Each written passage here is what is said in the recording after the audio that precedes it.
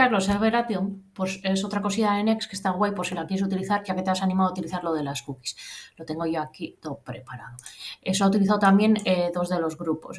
De Next están utilizando tres cosillas. Bueno, todos los grupos de Next están utilizando el sistema de rutas, eso es obvio, sí o sí. El sistema de rutas basado en ficheros que cuelga de app, en el que nos tenemos que acordar que lo que está entre paréntesis no se mapea, es para agrupar carpetas que comparten, por ejemplo, el mismo layout, y nos tenemos que acordar que lo que está entre paréntesis se trata de rutas dinámicas. Pues eso, esas cosillas, tienes el sistema de rutas y más cosillas que fijo que no sé, que voy poco a poco aprendiendo. Vale, eso lo están utilizando todos los grupos, y luego hay grupos que han optado por el cookie, que es una movida de Lao Server, que es lo que te he explicado en anteriores vídeos, y otros siguen optando por local storage y session storage se sigue utilizando. Lo puedes seguir utilizando una vez que, por ejemplo, para la token la almacenamos en una cookie.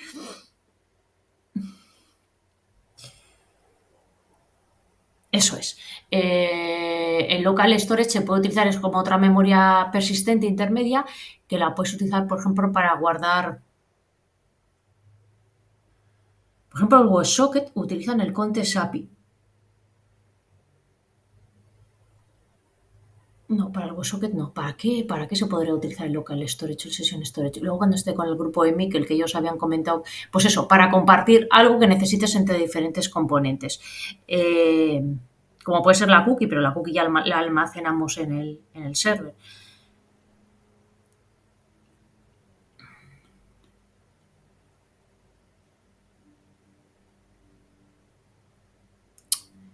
Ahora no me acuerdo, pero hay un ejemplo claro en el que, o sea, al final no es, ahora estoy utilizando esto, no voy a utilizar lo otro, no es, ahora estoy aprendiendo esto, voy a intentar aunar todo el conocimiento que tengo y utilizarlo todo, pero sin excluir nada. Quiero decir, al final Next es tanto React, o sea, es movida cliente y movida server. Voy a utilizarlo todo, no voy a excluir nada. Voy a seguir utilizando Context API, voy a seguir utilizando local storage, pero aparte tengo la opción de utilizar movidas de Lao Server, como puede ser la cookie, como puede ser los Server Action.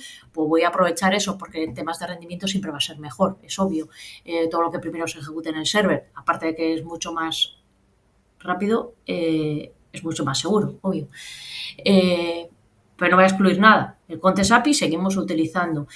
Habrá momentos que necesitamos también utilizar esas memorias intermedias de local storage y session storage, perfecto. Y eso lo juntamos con las cookies, que también las utilizamos, con el Server Action, seguimos utilizando hooks, todo. A la tarde le tengo que preguntar a Mikel eso, el grupo ese que creo que iba a utilizar el local storage para algo, no me acuerdo, para que tengas ese ejemplo. Vale, entonces, no sé por qué estaba pegando toda esta chapa la estaba pegando, no sé por qué, es igual. Vale. Entonces, lo que estaba utilizando cada grupo, ¿vale? Y luego hay grupos, los que están utilizando la cookie también utilizan los Server Action, que son los server, o sea, en Next tenemos el sistema de rutas que lo utilizan todos, las cookies, los Server Action y más movidas que fijo que no sé, que según voy haciendo el curso, pues voy explicando. ¿Qué son los Server Action? Los Server Action es, en la primera evaluación vimos, a la hora de tú en un formulario,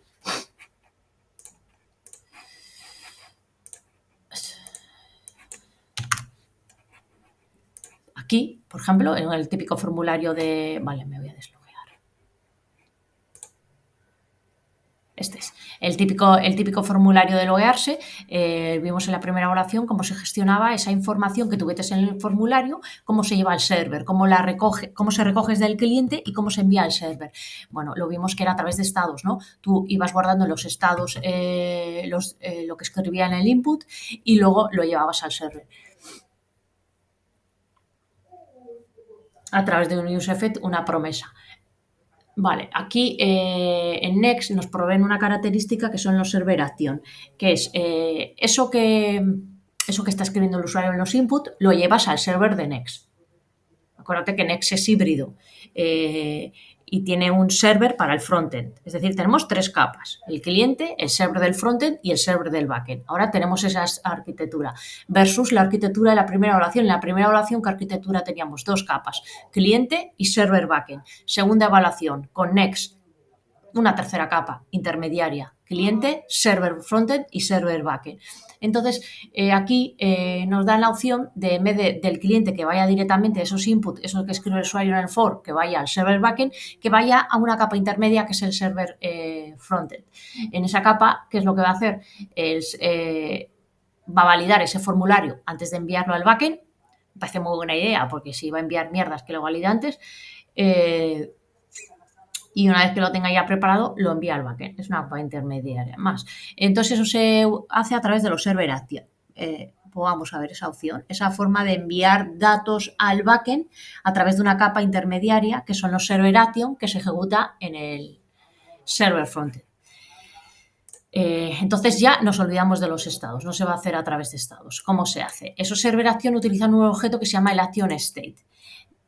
Voy a mi formulario, tengo las 3 cosillas abiertas importantes. Esto lo voy a ocultar y esto lo voy a poner así. Mira, tengo mi formulario.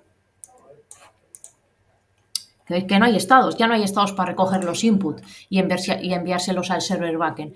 ¿Qué es lo que tiene mi formulario? Mi formulario, cuando el usuario rellene los inputs, tiene aquí un parámetro que se llama action. Entonces, cuando él cuando él rellene los inputs y le da el submit, se ejecutará lo que haya en el action. El action, ¿dónde lo definimos? Hay varias formas de definir. El action defines la función del server, el server action que se ejecutará. Ese server action lo que hará será leer esos inputs, validarlos, si es el caso, tú defines tu server action como se te antoje, es la lógica que tú le das, y enviarlos al backend. Vale, se puede hacer a pelo, se puede hacer a través de un hook. A mí me parece más fácil. Hay un hook que nos proporciona React, que es el useActionState, que se utiliza para eso, para gestionar los server action. Entonces yo instancio ese hook, lo cojo de React, lo instancio y el primer parámetro que me pide me dice cuál va a ser la función, cuál va a ser mi server action. Pues es una función que luego yo definiré aparte en un fichero, que son mi server action, que le llamo init. Vale. Y aquí me dice, al final, tú lo que rellenas en el formulario, eso se recoge en un objeto action state. Esos inputs que rellenas se recogen en un objeto action state y lo llevas al server frontend.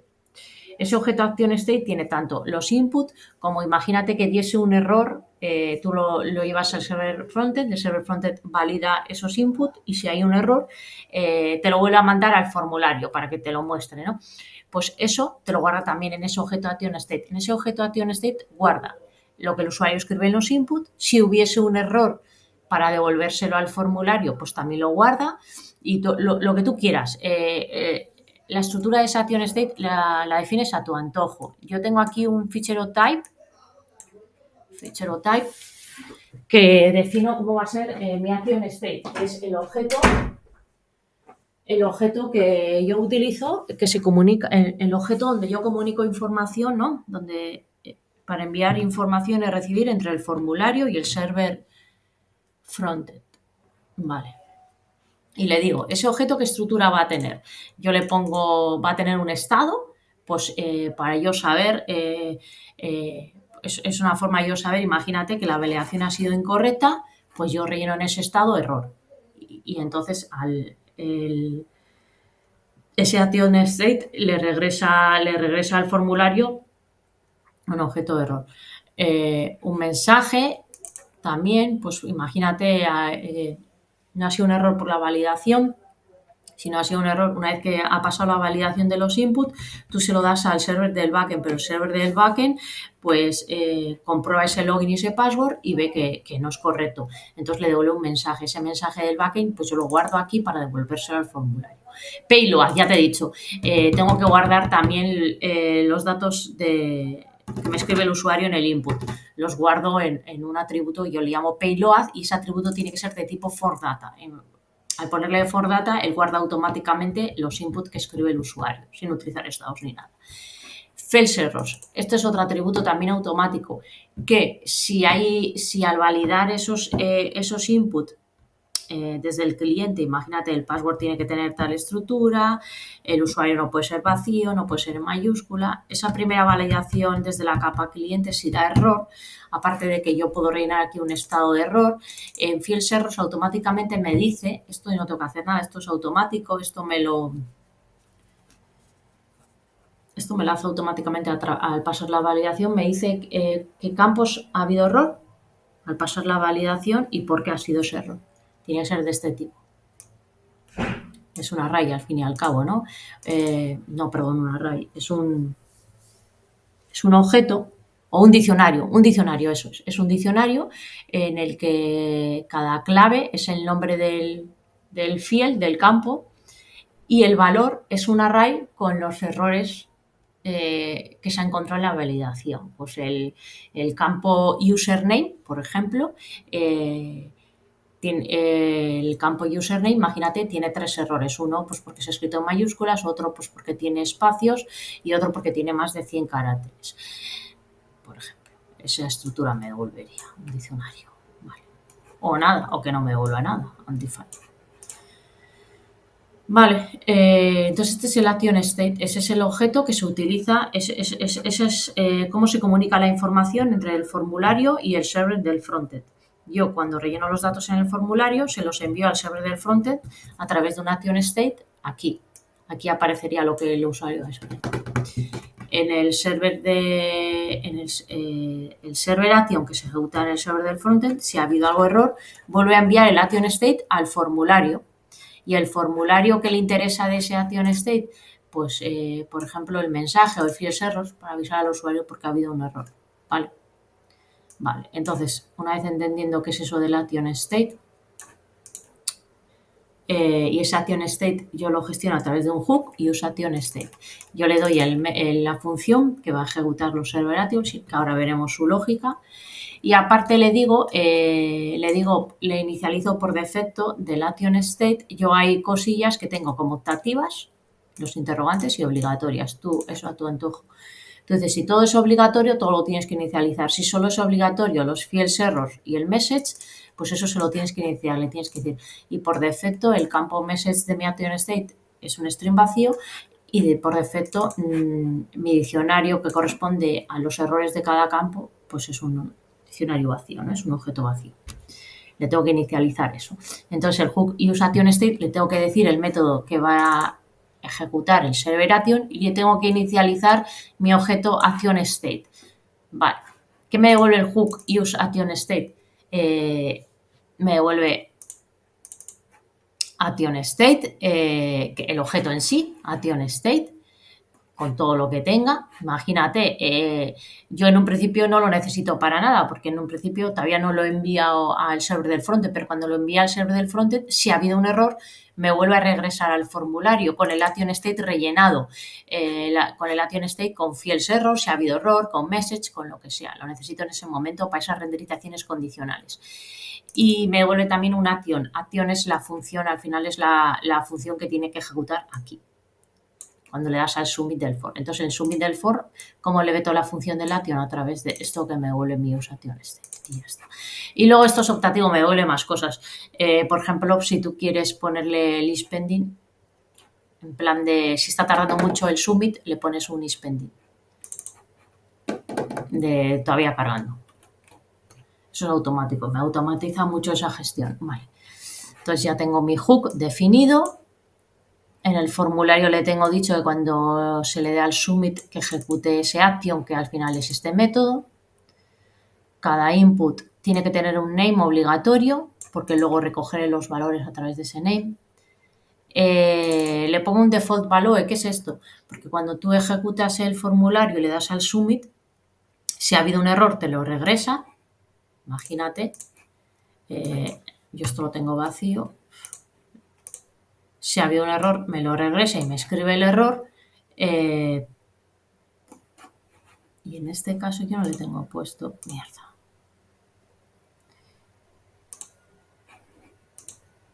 Y imagínate, eso es.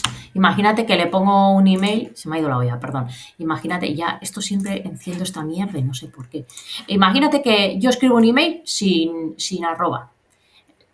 Le doy aquí al submit. el submit lo que hará es ejecutará el server action que yo he definido en el server frontend. Ejecutará el server action que yo he definido aquí, que es este sin2 en el server frontend.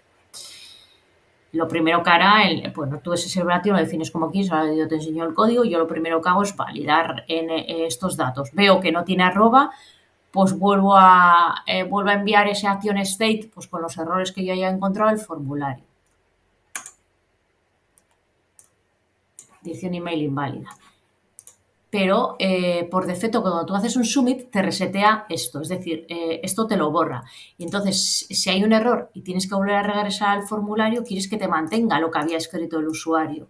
Entonces, por eso aquí le pongo un default value. Le digo, si regresa aquí, pongo un default value y manténme lo que había escrito el usuario. ¿Cómo cojo lo que escribe el usuario? Pues en mi action state. En el action state se guarda lo que escribe el usuario en el payload. actionstate.payload.get email. Vale, y aquí hago las renderizaciones condicionales. Si hay algo en el campo, los campos de error se guardan en fields errors, que esto es automático, y a través del nombre del campo, ¿no? Si aquí hay algún error, que me lo renderice. Esto es automático. Y el siguiente input, lo defino el password, le pongo un default value para que me mantenga lo que haya escrito el usuario por si me lo regresa de vuelta por algún error. Y aquí hago una renderización condicional con mi action state. Vale, button. Solo lo deshabilito si se está ejecutando el server action. Aquí el isPending es lo mismo que el isLoading. Si se está ejecutando, lo deshabilito, de tal forma que si se está ejecutando, que me aparezca un mensaje diferente que si no se está ejecutando. Vale, y este useEffect, vale, está escuchando mi action state. Cuando le regresa una action state con el status error 2, que me ponga un mensaje, un TOAS, diciendo que ha habido un error con el message. Esto es, lo vuelvo a decir, el action state puede ser que después de darle al submit haya un error, no en la validación, esto es un error de validación, entonces hago renderizaciones condicionales, pero puede ser que haya un error. O sea, la validación ha sido correcta, voy y lleva al backend ese login y ese password.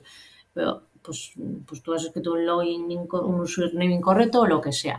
Entonces el backend te devuelve un mensaje con lo que está pasando, ¿no? Entonces yo eso lo muestro de esta forma, con un TOAS, escuchando la acción state. Yo, si hay un error en el backend, le pongo a mi action state un status error 2 y que me lo ponga.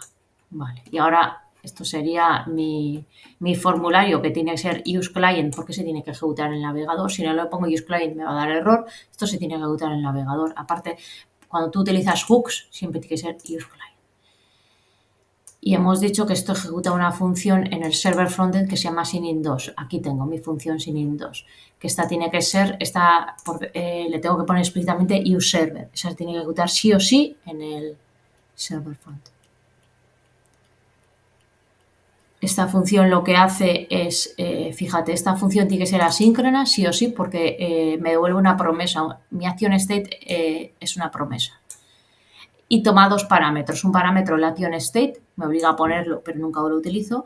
Y que toma, esto sí lo utiliza, el for data. Vale. En el for data, en esa estructura for data, me viene todos los inputs que el usuario ha escrito. Lo primero que hago es parsear ese for data y comprobar la validación en el cliente. Para eso yo utilizo una librería que se llama Zoth, la instalas, npm install Zoth, y yo, pues aquí hay un montón de documentación en internet, puedes ver cómo se utiliza esa librería. Tú le pones las validaciones que se te antoje, puedes decirle, yo en este caso he hecho una validación muy simple, con esta librería le he dicho que me valide los campos de esta forma, el email que tenga un formato string y un formato email, y el password que sea un formato string y que tenga mínimo 6 caracteres, pero tú le puedes utilizar, ¿cómo se llama eso? El Regedis o como sea, y ponerle, hay un montón de ejemplos de cómo validar validaciones más complejas. Bueno, yo le paso esa validación, se la paso aquí a mi for data, de tal forma que si todo es correcto sigo para adelante y si no me volvería un error en aquí, en el catch, lo atrapo en el catch. Y le digo, si ese error viene de mi ZOZ, es que ha habido un error en la validación. Entonces devuelvo una action state a mi formulario, recuerdo la estructura de mi action state y le digo en status error, vamos a ver que es de tipo validación y no... Error es validación de formularios y error 2, validación de backend. Pues lo he hecho así. Un mensaje aquí, en el payload que me vuelva a regresar los datos que ha escrito el usuario y en fields error, de esta forma le digo que me guarde pues de cada, como ha sido la validación de ZOZ error, cómo obtengo los errores de cada campo, de esta forma. Y así luego hago una renderización condicional en el formulario. Vale. Si todo ha sido correcto, pues sigo para adelante. Si todo ha sido correcto, pues sigo para adelante y envío esos datos al backend a través de una promesa. Si esto diese error, me lo atraparía aquí. Y yo devolvería error 2, error de backend. Y aquí cojo pues, el mensaje que me dé el backend. Devuelvo también en payload el for data para que me vuelva a escribir lo que había escrito el usuario y reseteo fields errors pues, porque no ha sido un error de validación. Vale. Y puede ser que no sea un error de backend, puede ser que sea un error, por ejemplo, que ni siquiera llega al backend, pues porque es un error de red. Imagínate que no llega al backend, pues porque se te ha cortado la red o por lo que sea. Pues entonces me lo atraparía aquí. También le digo que es de tipo error 2, pues porque no es todo lo que no sea error de validación le pongo error 2. No puedo atrapar el mensaje, pues porque como no ha llegado al backend, no me llega ningún mensaje, le pongo yo aquí un mensaje, lo que sea. Payload lo relleno con el for data del usuario para que mantenga lo que ha escrito el usuario y como no es de errores de validación, esto lo inicializo. Vale. Y si todo ha ido correcto, lo que hago el backend me devolverá un token y lo guardo en la cookie, pues como vimos en el anterior vídeo. Lo que pasa es que esto lo he puesto en una función aparte para limpiar un poquito más. Mira, ¿ves? Aquí a través de una función asíncrona, como vimos en el anterior vídeo, guardo en mi cookie el token y ya está. Y si todo ha ido correcto, esto no irá al formulario y devolverá ese action state, sino que esto me redireccionará pues, a la página que yo le diga. Y así se utilizan los serveratios. Arquitectura, entonces, formulario, parte cliente, serveration, parte server, y luego ese serveration, para limpiarlo un poco, tengo un fichero de types donde defino la action state y la función que utiliza para guardar en la cookie también la tengo en otro fichero aparte para limpiarlo un poco. 1, 2, 3, 4. Vale. Lo guardo.